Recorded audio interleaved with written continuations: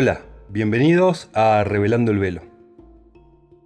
La historia de los caballeros templarios, con sus secretos, su poder, su fortuna y sobre todo su persecución y disolución, ha sido una fuente de leyendas y misterio desde hace siglos. Hoy vamos a recapitular la información sobre los templarios vertida en otros informes de temas relacionados a ellos y agregar más información específica para terminar de dilucidar quiénes fueron, de qué se trató su gesta y de qué manera influyeron en el mundo en que vivimos hoy en día. Después que la primera cruzada capturó Jerusalén en 1099, muchos peregrinos cristianos viajaron para visitar lo que llamaron los lugares santos. Sin embargo, aunque la ciudad de Jerusalén estaba bajo un control relativamente seguro, todos los territorios que la rodeaban no. Abundaban bandidos y los peregrinos eran masacrados rutinariamente, a veces por cientos, mientras intentaban hacer el viaje desde la costa de Jaffa a Tierra Santa. Alrededor de 1119, dos veteranos de la primera cruzada, el caballero francés Hugo de Payens y su pariente Godofredo de Saint-Omer, propusieron la creación de una orden monástica para la protección de estos peregrinos. El rey Balduino II de Jerusalén aceptó su solicitud y les dio espacio para un cuartel general en el monte del templo, más precisamente en la mezquita Al-Aqsa. El monte del templo era muy especial porque estaba por encima de las ruinas del templo de Salomón. Por lo tanto, los cruzados se referían a la mezquita de Al-Aqsa como el templo de Salomón, y fue desde este lugar que la orden tomó el nombre de Pobres Caballeros de Cristo y el Templo de Salomón, o Caballeros Templarios. La orden, con 9 caballeros en ese momento, tenía pocos recursos financieros y dependían de las donaciones para sobrevivir. Su emblema era el de 2 caballeros montados en un solo caballo. El estado empobrecido de los templarios no duró mucho. Tenían un poderoso defensor en San Bernardo de Claraval, una figura destacada de la iglesia y sobrino de uno de los 9 templarios originales, André de Montbard. San Bernardo habló y escribió reiteradamente al Papa Honorio II en favor de los caballeros, hasta que en 1129, en el Concilio de Troyes, se aprobó oficialmente a la orden. Con esta bendición formal, los templarios se convirtieron en una organización favorecida por la cristiandad, recibiendo dinero, tierras, negocios y sumando a sus filas a hijos de familias nobles, que estaban ansiosas por ayudar en la lucha en Tierra Santa. Otro beneficio importante llegó en 1139, cuando la bula papal del Papa Inocencio II eximió a la orden de la obediencia de las leyes locales. Esta decisión significaba que los templarios podían pasar libremente a través de todas las fronteras y no estaban obligados a pagar ningún impuesto y estaban exentos de toda autoridad. La única autoridad por encima de ellos era el Papa y por encima de este, Dios. Así, la orden creció rápidamente. Los templarios desempeñaban generalmente el papel de fuerza de avance en las batallas clave de las cruzadas, ya que los templarios, además de ir fuertemente blindados, eran entrenados hasta la maestría como jinetes y en el uso de armas pesadas. Todos factores que favorecían que se lanzaran a atacar al enemigo para romper las líneas de oposición. Una de las victorias más famosas fue en 1177, durante la batalla de Montgisard, donde unos 500 templarios ayudaron a los cruzados a derrotar al ejército de más de 26.000 infantes ligeros de Saladino. Aunque la misión principal de la orden era militar, no todos eran combatientes. Algunos actuaron en posiciones de apoyo para ayudar a los caballeros y administrar la infraestructura financiera. La orden templaria, aunque sus miembros estaban juramentados por la pobreza individual, recibió el control de la riqueza más allá de las donaciones directas. Un noble que estuviera interesado en participar en las cruzadas podría colocar todos sus activos bajo la administración de los templarios mientras estaba afuera, acumulando enormes riquezas en toda la cristiandad y en los estados cruzados de ultramar. La orden, en 1150, comenzó a generar cartas de crédito para los peregrinos que viajaban a Tierra Santa. Los peregrinos depositaban sus valores en algún puesto templario en Europa antes de embarcarse, recibiendo un documento con símbolos que entendían solamente los templarios que indicaba el valor de su depósito. Y luego usaban este documento a su llegada a Tierra Santa para recuperar sus fondos de las arcas templarias en esa ciudad. Este innovador acuerdo fue una forma temprana de banca y puede haber sido el primer sistema formal de cheques. Mejoró la seguridad de los peregrinos al hacerlos menos atractivos para los ladrones y también contribuyó al tesoro de los templarios, que cobraban un interesante porcentaje. Sobre la base de esta combinación de donaciones y negocios, los templarios establecieron redes financieras en toda la cristiandad. Adquirieron grandes extensiones de tierra, tanto en Europa como en Medio Oriente, compraron y administraron granjas y viñedos y construyeron iglesias y castillos. También participaron de la importación y exportación de varios productos, ya que tenían su propia flota de barcos y no rendían cuentas a ninguna aduana ni en Oriente ni en Europa. En un momento, inclusive, llegaron a ser dueños de toda la isla de Chipre. La Orden de los Caballeros Templarios podía calificar tranquilamente como la primera corporación multinacional del mundo. La fama de los Caballeros Templarios era tal que comenzaron a ser el centro de cantidad de rumores y leyendas. Muchas de ellas están relacionadas con la ocupación temprana de la Orden en el monte del Templo de Jerusalén y las excavaciones que realizaron allí durante muchos años. Excavaciones que han sido confirmadas como verídicas a partir de 1867 en adelante, cuando un grupo británico de arqueólogos, compuesto por Sir Charles Wilson y Charles Warren, comprobó, luego de exhaustivas y precisas investigaciones que han sido ampliamente documentadas mediante libros y mapas, que los templarios realmente habían realizado excavaciones en el templo. Se sabe que los templarios eran expertos en estas tareas. Como prueba de esto, pueden observarse la intrincada red de subterráneos que excavarían solo algunos años después en la ciudad de Acre y que todavía existen.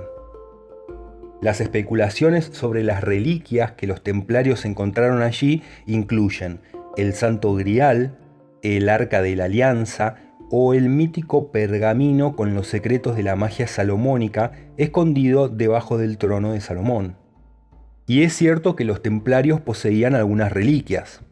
Se documentó que tenían un pedazo de la cruz verdadera que el obispo de Acre llevó a la batalla en Cuernos de Jatin.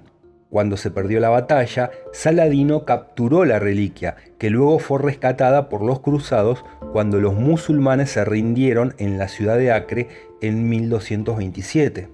Se sabía también que los templarios poseían la cabeza de Santa Eufemia de Calcedonia. Pero a mediados del siglo XII, la historia comenzó a cambiar en las cruzadas. El mundo musulmán se había unido bajo líderes más efectivos, como Saladino, que además de ser un hábil estratega militar, tuvo la habilidad para unir política y religiosamente al Oriente Próximo para combatir a los cristianos cruzados. A su vez, habían nacido ciertas diferencias entre las facciones cristianas en Tierra Santa. Los caballeros templarios, después de tantas décadas en Oriente, y según se cree después de hallar tesoros y reliquias en sus excavaciones en el Templo de Salomón, habían sufrido ciertos cambios en la organización. Muchos historiadores aluden a un periodo místico de la orden, más pendientes de un nuevo camino espiritual en su seno. Inclusive se relaciona a los terratenientes templarios del sur de Francia, más precisamente en el área del Languedoc, con el renacimiento de los movimientos gnósticos en esa época y lugar, como por ejemplo los cátaros. Inclusive, Gershom Scholem, un historiador israelí, el más importante especialista mundial en mística judía, o sea, en Cábala, ha indicado que la misteriosa aparición del Sefer HaBahir, que es una compilación de textos cabalísticos antiguos en el sur de Francia en 1176, representó el resurgimiento de una tradición gnóstica que había desaparecido completamente del judaísmo desde los primeros siglos de nuestra era, y que el único nexo en esa época entre el sur de Francia y ese tipo de reliquias de Tierra Santa eran los templarios. Todo esto les habría ocasionado la pérdida de su cercanía con el Papa, y trajo como consecuencia que estuvieran en desacuerdo con las otras dos principales órdenes militares cristianas, los caballeros hospitalarios, o sea, la Orden de Malta, sus principales competidores, y los caballeros teutónicos.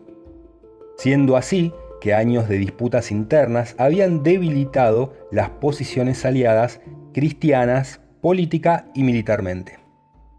Después de que los templarios se involucraron en varias campañas infructuosas, incluida la batalla crucial de los Cuernos de Hattin, Jerusalén fue capturada por las fuerzas de Saladino en 1187. Los cruzados retomarían la ciudad recién en 1229, pero sin ayuda de los templarios. En 1244, los musulmanes recuperaron Jerusalén y la ciudad no volvería a estar bajo control occidental recién hasta el siglo XX. Los templarios se vieron obligados a trasladar su sede a otras ciudades del norte, como el puerto marítimo de Acre, que mantuvieron durante varias décadas, pero también perdieron eso en 1291, seguido de sus últimas fortalezas continentales, Tortosa, en lo que hoy es Siria, y Atlit.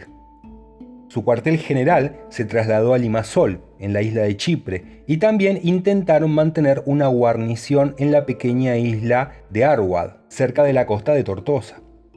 En 1300 hubo algún intento de participar en esfuerzos militares a través de una nueva fuerza de invasión en Arwad.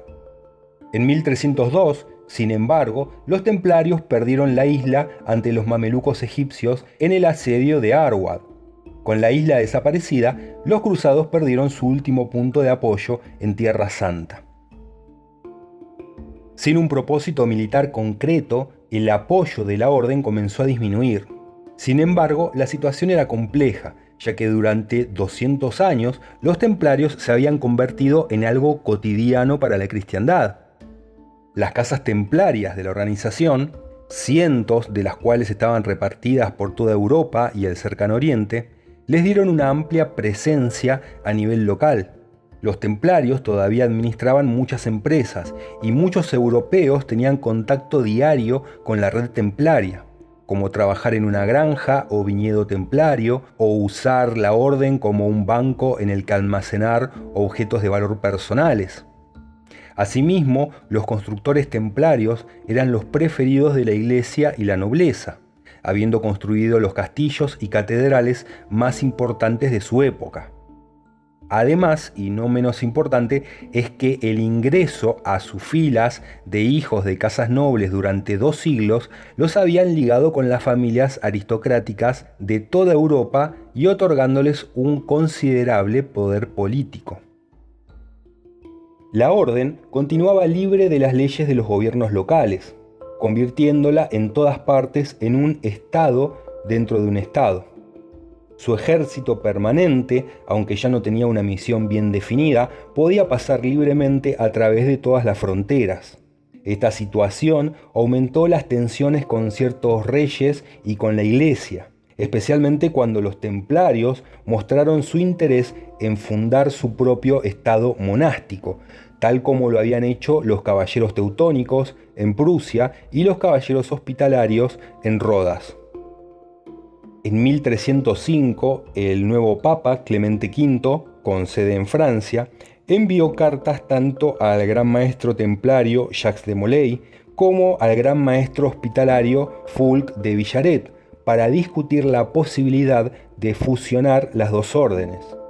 Ninguno de los dos estaba de acuerdo con la idea, pero el Papa Clemente persistió, y en 1306 invitó a los dos grandes maestros a Francia para discutir el asunto. De Molay llegó primero a principios de 1307, pero Villaret se retrasó durante varios meses.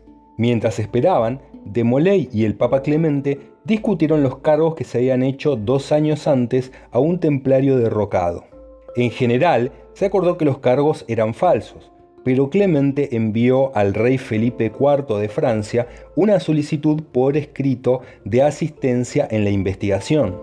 Como el rey Felipe estaba económicamente muy endeudado con los templarios que le habían prestado dinero para su guerra contra los ingleses, decidió aprovechar los rumores acerca de los caballeros templarios para sus propios fines. Así que comenzó a presionar a la Iglesia para que tomara medidas contra la orden como una forma de liberarse de sus deudas. El viernes 13 de octubre de 1307, una fecha vinculada con el origen de la superstición del viernes 13 y su conexión con la desgracia, Felipe ordenó que arrestaran a De Molay y a la cúpula templaria en Francia simultáneamente, en una operación relámpago coordinada sin precedentes en la historia, ya que debido al poder militar, económico y político de los templarios, de haber sido de otra forma, se hubiera desatado una guerra en Francia.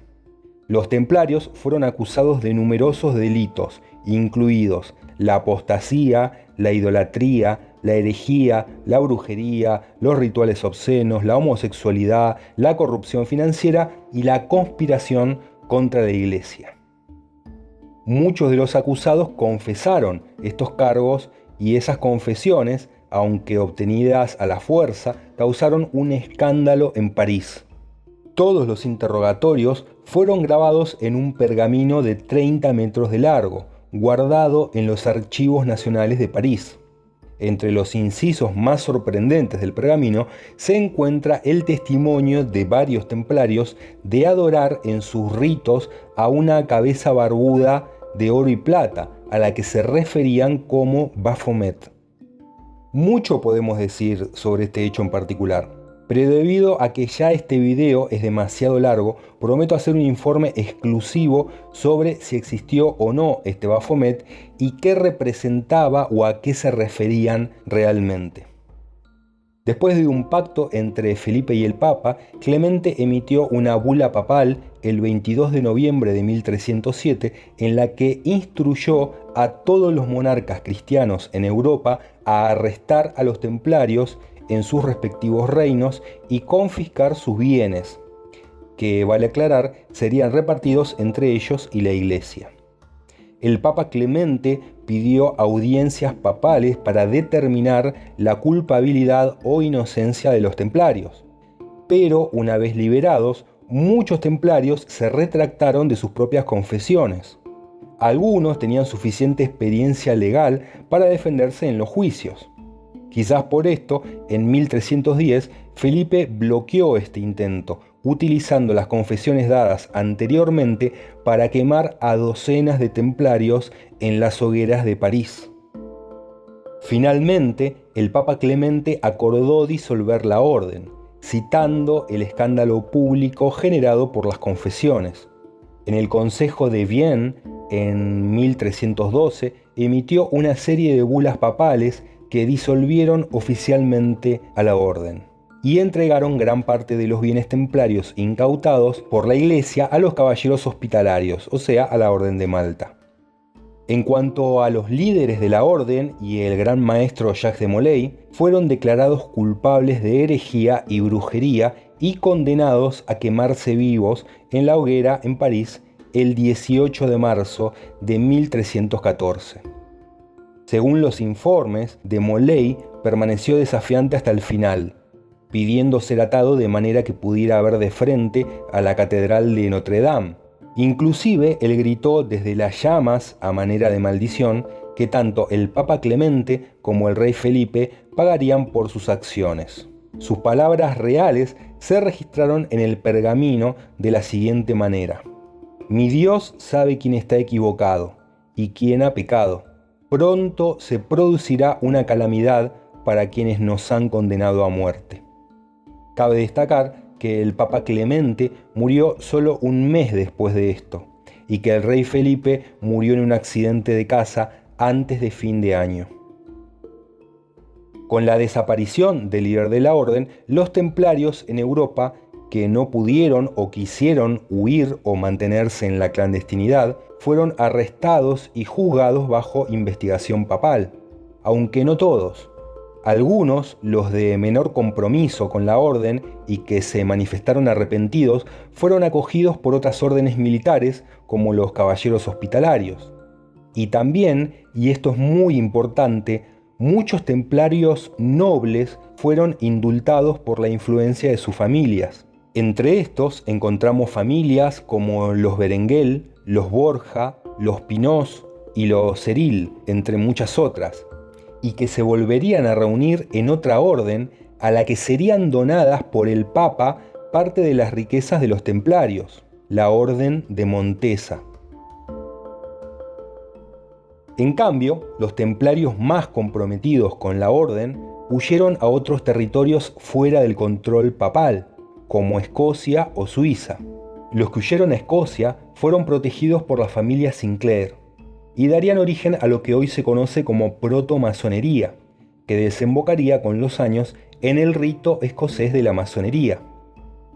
Prueba de esto son los símbolos y rituales templarios incluidos en la masonería, la mayoría de las cuales se encuentran dentro de un cuerpo masónico denominado Órdenes Militares y Masónicas Unidas del Templo de San Juan de Jerusalén, Palestina, Rodas y Malta, o simplemente Caballeros Templarios. Esta organización existe independientemente o como parte del rito de York en todo el mundo. En 2001, una paleógrafa empleada de los archivos secretos del Vaticano, llamada Bárbara Frale, encontró accidentalmente el documento conocido como el Pergamino de Chinon, que se consideraba perdido, aparentemente debido a haber sido archivado en el lugar equivocado en 1628. Es un registro del juicio de los templarios y supuestamente muestra que Clemente absolvió a los templarios de todas sus herejías en 1308 antes de disolver formalmente a la orden. A partir de esto, la posición de la Iglesia Católica Romana es que la persecución medieval de los caballeros templarios fue injusta y que no había nada inherentemente malo en la orden o su regla, y que el Papa Clemente fue en realidad presionado en sus acciones por la magnitud del escándalo público y la influencia dominante del rey Felipe IV de Francia. ¿Será esto verdad? ¿Será esto una maniobra de marketing para tener de su lado un símbolo tan universalmente famoso como los caballeros templarios? Cada uno considerará prudentemente en qué creer. Por lo pronto, esto ha sido todo. Como les digo siempre, que tengan un buen día donde quiera que estén y miren con cuidado qué hay en la punta de sus tenedores. No olviden suscribirse y activar la campanita para recibir novedades. Hasta la próxima.